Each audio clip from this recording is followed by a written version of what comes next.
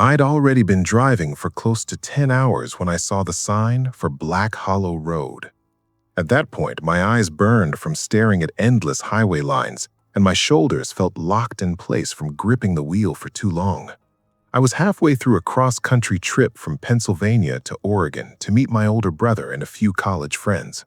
The plan was simple: stop somewhere cheap for the night, sleep for a few hours, then get back on the road before sunrise. That was why I booked the cabin.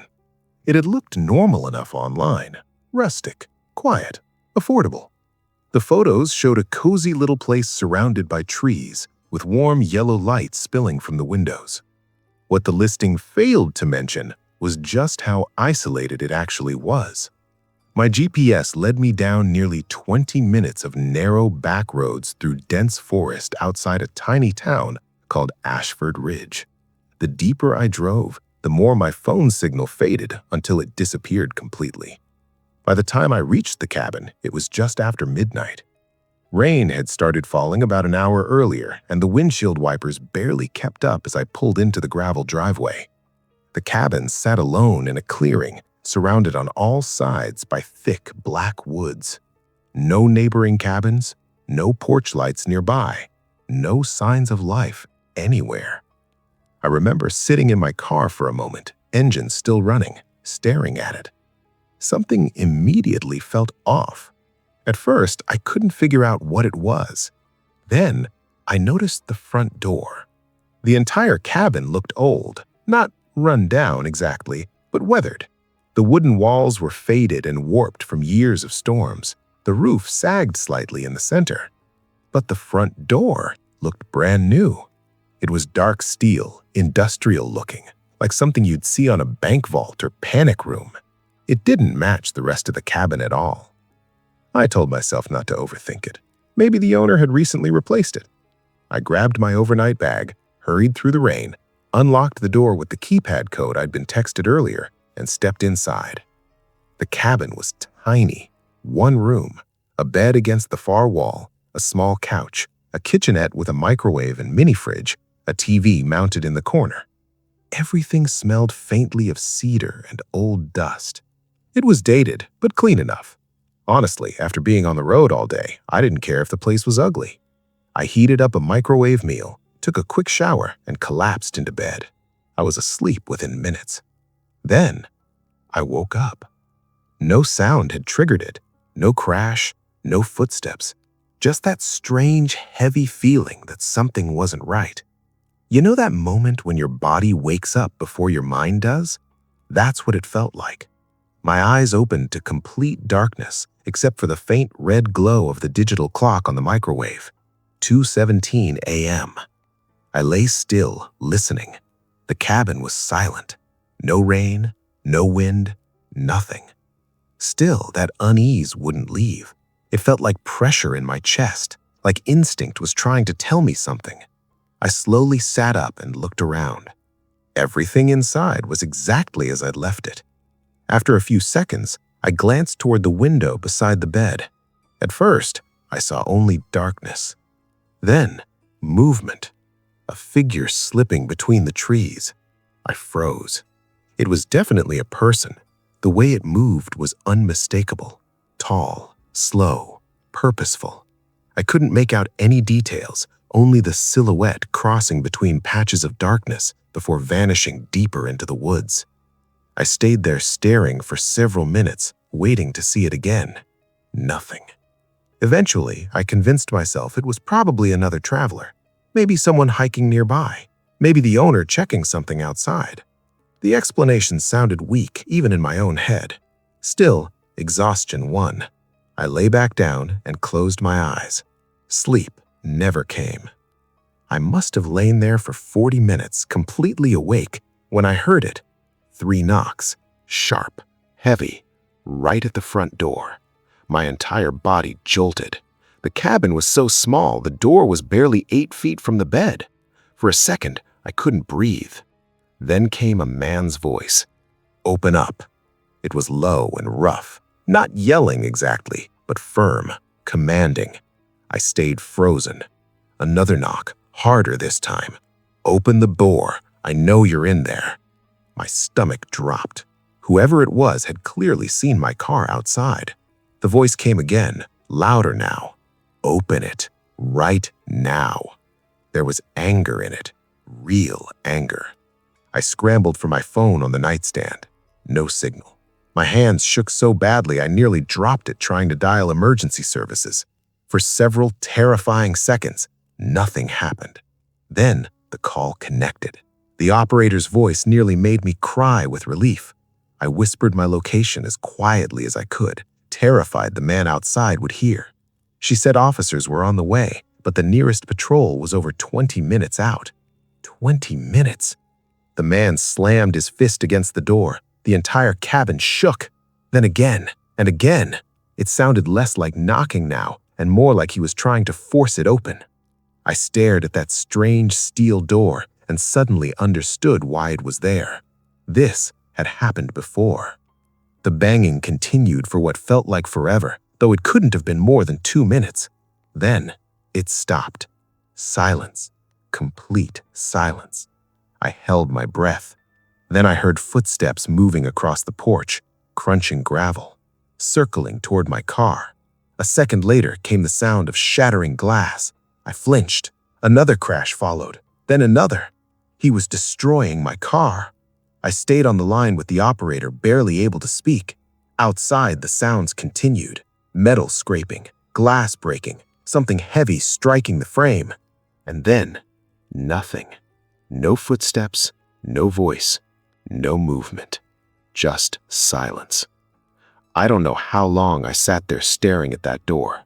5 minutes? Maybe 10. Then, from just outside the window beside my bed, I heard breathing. Slow, deliberate. And when I turned toward the glass, I saw the outline of a face pressed against it from the darkness outside. For a second, my brain refused to process what I was seeing.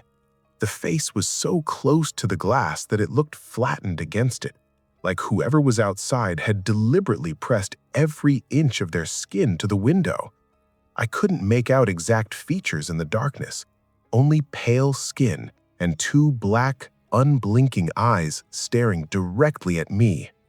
I couldn't move, couldn't breathe. The operator was still talking through my phone, her voice distant and muffled, asking if I was still there. The face didn't move. It just stared. Then, slowly, it smiled. Not a normal smile. It stretched unnaturally wide, exposing teeth that reflected faintly in the dim red microwave clock glow. My body finally reacted. I stumbled backward off the bed so hard I hit the floor, dropping my phone. It skidded under the mattress. The second I hit the ground, a deafening slam shook the cabin. He had hit the window. The glass rattled violently. Then another slam, and another. I scrambled to my feet and backed toward the kitchenette, searching frantically for anything I could use as a weapon. The only thing within reach was a heavy cast-iron skillet hanging above the stove. I grabbed it with both hands. Another impact. The window groaned. I could hear him laughing now, a low, wheezing laugh that somehow sounded calm, almost amused. The operator's voice was still coming faintly from beneath the bed. "Sir, officers are almost there. Stay on the line." Almost there. That could mean anything. The man struck the window again, harder this time. A crack splintered across the glass. My stomach dropped. The steel door might have kept him out, but the windows were old, thin. If he got through, there was nowhere for me to go. No second room, no bathroom to barricade myself in. Nothing. I backed farther into the corner near the kitchenette, gripping the skillet so tightly my hands hurt. Another slam. The crack spread wider. Then, suddenly, everything stopped. No more impacts, no laughter, no breathing, nothing. The silence was somehow worse. I stood frozen, staring at the fractured window, waiting for him to burst through. Seconds passed. Then a full minute. Still nothing. My pulse hammered so hard I could hear it in my ears. That's when I noticed something. The window no longer reflected darkness. There was movement inside the cabin, behind me. I turned just as the bathroom curtain near the shower shifted. My blood ran cold. I had checked the entire room when I arrived, or at least I thought I had. The curtain moved again, slowly, like someone standing behind it had brushed against a fabric. I took an involuntary step backward. The realization hit me all at once. The man outside had been a distraction. Someone was already inside. The curtain suddenly flew open. A second man lunged out. He was shorter than the one outside, but stockier, wearing dark clothes soaked with sweat instead of rain. His beard was patchy, his eyes wild, and in his hand was a screwdriver sharpened to a deadly point. He rushed me without a word. Instinct took over. I swung the skillet as hard as I could, with it connected with the side of his head with a sickening crack. He dropped instantly, collapsing onto the floor in a heap. But before I could even process what had happened, the window behind me exploded inward. Glass sprayed across the room. The first man climbed through. He was taller than I'd imagined, broad-shouldered and wearing a black hooded jacket soaked from the rain. His face was gaunt, his skin almost gray in the dim light, and that smile was still there. He looked down briefly at the unconscious man on the floor, then back at me. His expression changed instantly. The smile vanished. Now he looked furious.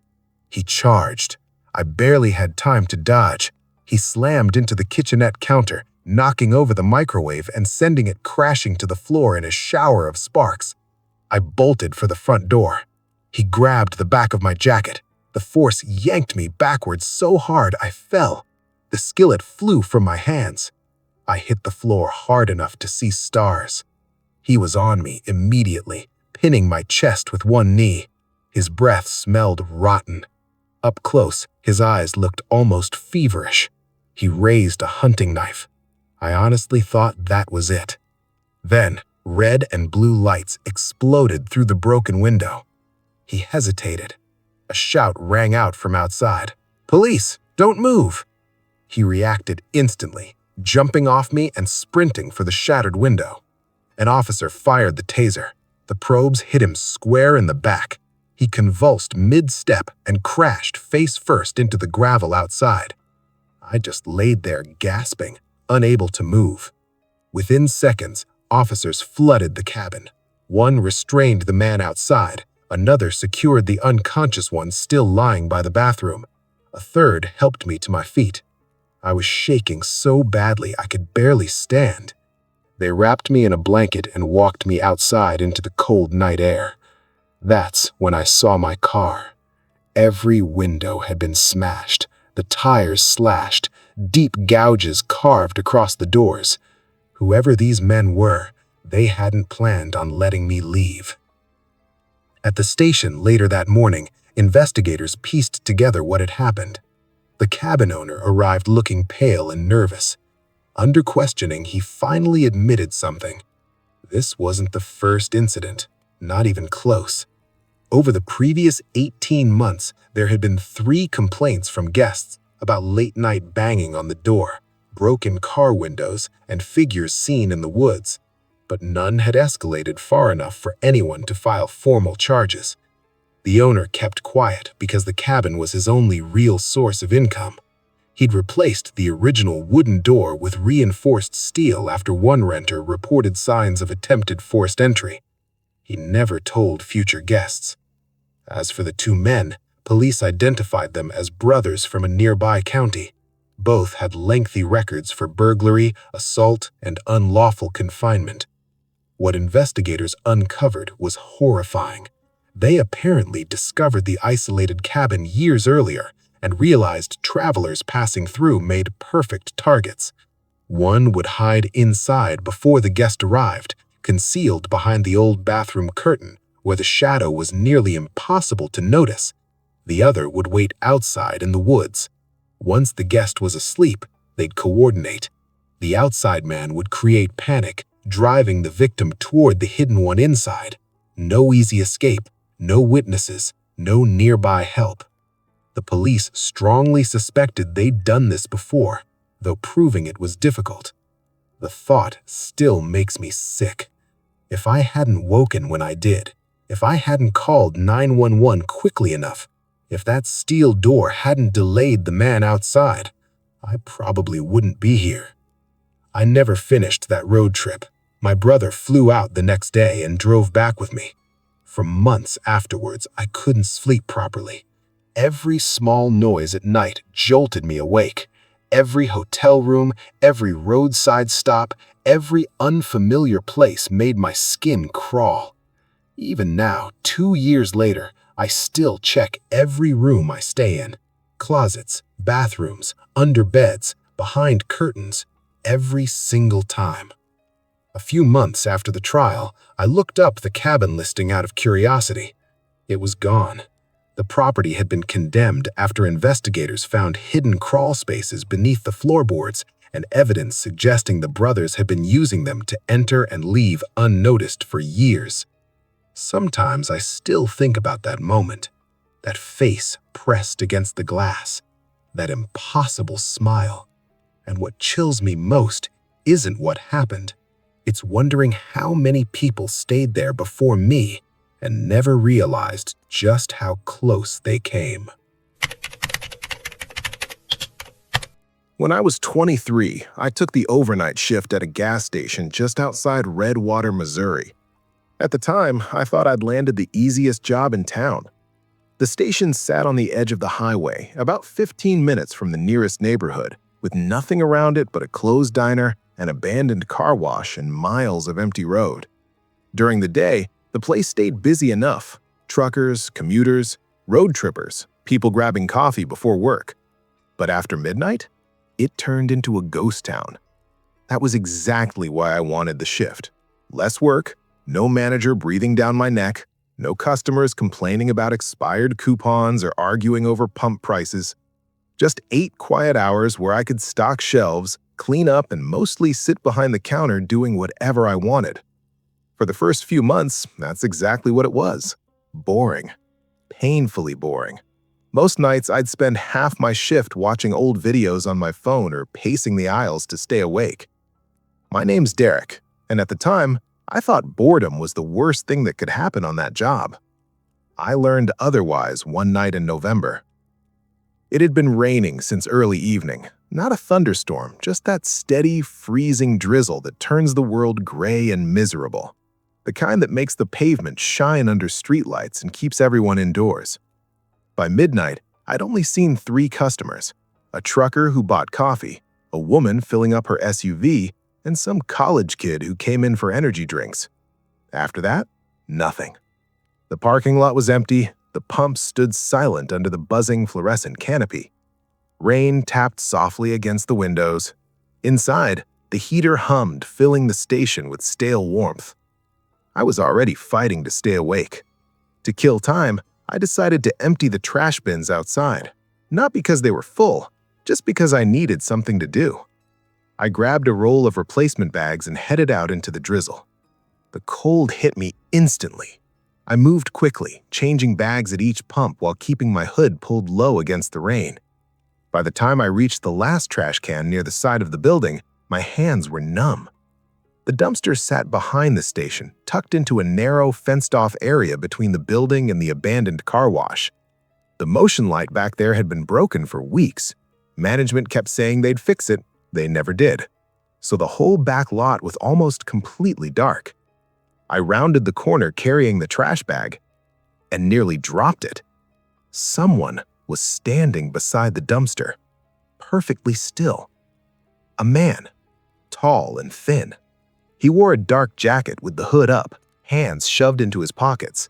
At first, I thought he was homeless. Plenty of people drifted through highway towns. But something about him felt wrong. Maybe it was how still he stood. Maybe it was the fact that he hadn't reacted at all to me nearly running into him. He just stared. I forced out an awkward laugh. Didn't see you there." Nothing. No response. Not even a nod. He just kept staring. His face was partially hidden beneath the hood, but what little I could see looked pale and expressionless. I suddenly felt ridiculous standing there holding a leaking trash bag. "Sorry," I muttered. I tossed the bag into the dumpster as fast as I could and headed back toward the front. As I walked, I glanced over my shoulder. He hadn't moved, still standing there, watching. By the time I got back inside, I felt uneasy, but I convinced myself I was overreacting. He was probably just some guy cutting through the lot, maybe waiting out the rain. The area behind the station connected to the old car wash, and people occasionally used it as a shortcut. I locked the front door. Technically, we were supposed to keep it unlocked all night, but I figured one quick lock while I calmed down wouldn't hurt. I leaned against the counter and checked the time. 12:17 a.m. Then I saw movement in the reflection of the drink cooler glass. Something shifted near the hallway leading to the stop room. I turned. Nothing. The hallway was empty. The fluorescent lights overhead buzzed. For a second, I just stood there listening. Then I laughed nervously.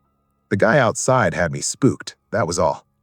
Still, I grabbed the heavy metal flashlight we kept under the register and headed toward the stockroom. The hallway felt darker than usual. The overhead bulb back there flickered occasionally, throwing uneven shadows across the walls. I stepped carefully toward the open doorway. The stockroom's lights were off, only darkness beyond. I reached for the switch and froze. There was breathing inside, slow, deliberate. Not mine, not imagined.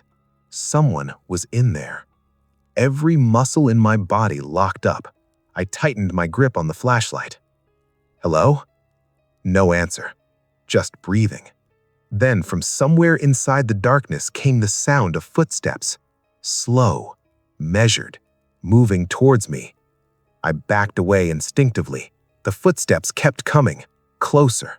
Then a figure emerged from the darkness. It was him, the man from behind the dumpster. But now I could see his face clearly, and what I saw made my stomach drop.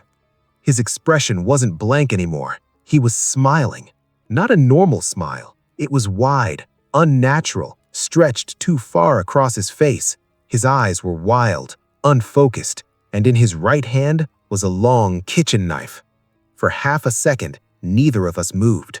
Then he lunged. I barely reacted in time. The blade slashed through the air where my throat had been an instant earlier. I stumbled backwards, crashing into a rack of chips. Bags exploded around me. The flashlight flew from my hand. The man came after me again, faster this time. I ducked and felt the knife skim across the top of my shoulder, slicing through my uniform shirt. Pain flared instantly. Adrenaline hit me like electricity. I turned and ran, straight for the front door. Behind me, I heard him sprinting after me. The station suddenly felt impossibly small. My hand hit the lock, fumbled, twisted. The deadbolt clicked open just as I felt fingers brush the back of my jacket. I yanked the door open and threw myself into the rain. Then I ran, not towards the road, not towards the pumps. I ran blindly across the lot towards the abandoned diner next door, slipping on wet pavement as footsteps thundered behind me. And then, something slammed into my back. The impact drove the air straight out of my lungs. I hit the pavement hard, my cheek scraping across the wet concrete. For a second, all I could hear was the rain hammering around us and the sharp ringing in my ears. The man had tackled me. His weight crushed down on my back as I struggled to breathe. Instinct took over. I twisted violently, managing to roll halfway onto my side just as the knife came down. The blade struck the pavement inches from my face with a metallic crack, sparks flashing in the dark. I screamed. Not some dramatic movie scream. A raw, panicked sound I barely recognized as my own. The man yanked the knife free and raised it again. I lashed out blindly with my legs, my heel connecting with his knee. He grunted and shifted just enough for me to shove him off. I scrambled backward across the slick pavement, slipping as I tried to stand. He came at me again. That same horrible smile stretched across his face, rainwater running down his cheeks like tears. He wasn't yelling, wasn't threatening me, didn't say a single word. That somehow made it worse. It was like he wasn't even angry. Like this was just something he'd decided to do. Something he was enjoying. I turned and bolted toward the diner. The place had been closed for years, but its covered entrance offered the nearest shelter.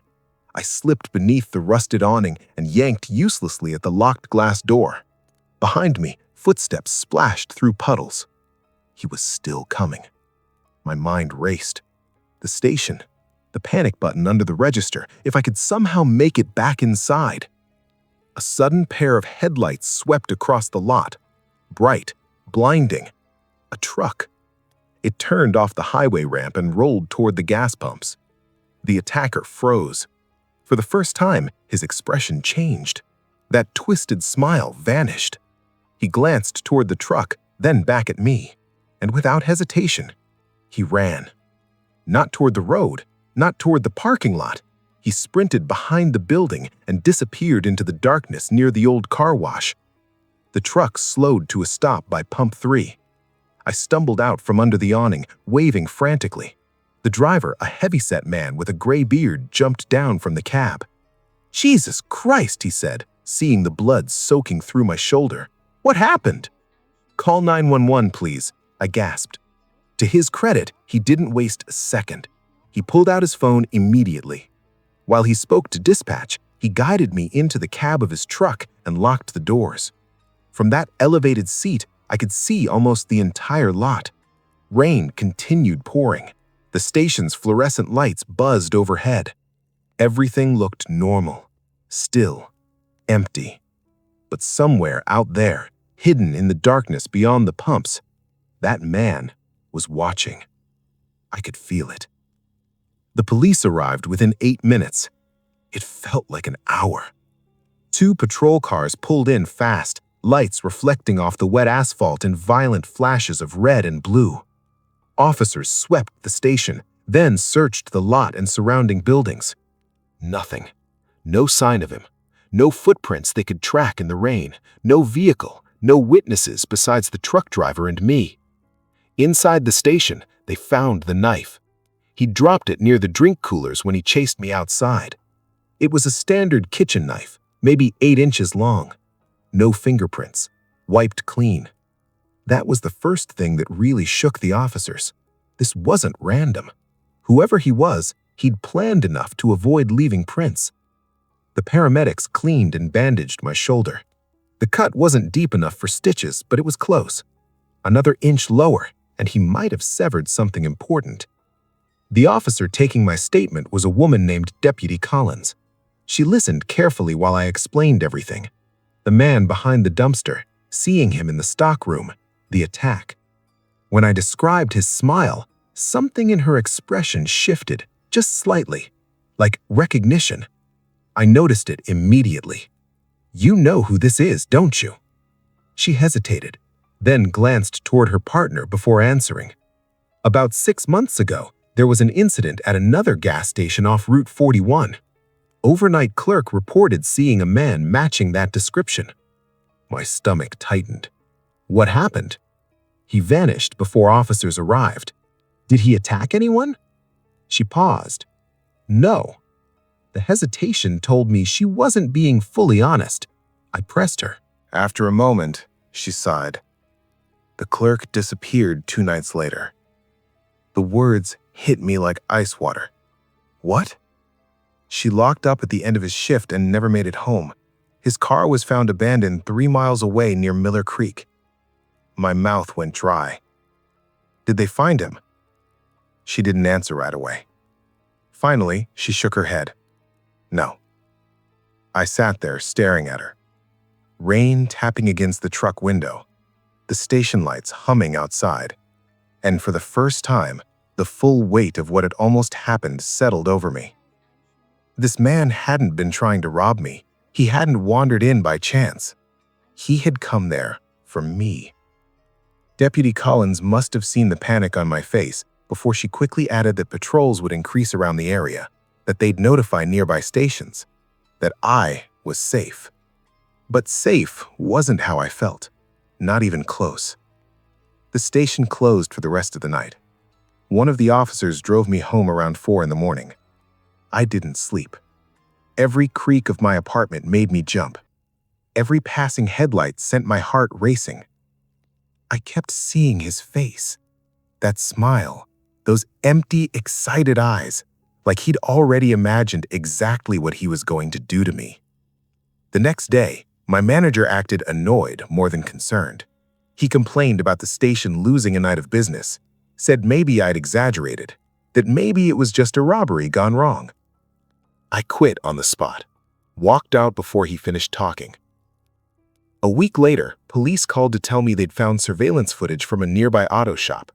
The cameras had caught a figure moving along the tree line behind the gas station around 11:50 that night. He'd been there almost 30 minutes before I ever took the trash out, watching, waiting. The footage was grainy. You couldn't make out his face, just a tall silhouette standing unnaturally still beneath the rain, as if he'd known exactly when I'd come outside. Months passed. Then one evening, I got another call from Deputy Collins. They'd caught someone in Kansas matching the description. He'd been arrested after breaking into a roadside motel. This time, he'd attacked the clerk. The man survived, barely. When they searched the suspect's belongings, they found newspaper clippings, stories about missing persons, night shift workers, gas station attendants, convenience store clerks. One clipping was about the missing Route 41 employee, and tucked among them was a recent article about the incident at my station, about me.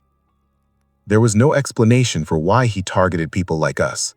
The psychiatric evaluations apparently turned up a long history of violent delusions, but nothing concrete. No motive, no pattern anyone could fully understand. Just opportunity, isolation, people alone late at night, the easiest prey. It's been 4 years now. I work at an office downtown. Normal hours, bright windows, lots of people. But sometimes, when I'm driving home late and pass an empty gas station glowing under fluorescent lights, I think about that night, about how close I came. And sometimes, I still dream about it. In the dream, I'm back there, standing in that narrow hallway, the stockroom dark ahead of me, hearing slow footsteps coming closer. And right before I wake up, I always see him emerging from the shadows, smiling, holding that knife, like he never really stopped waiting for me.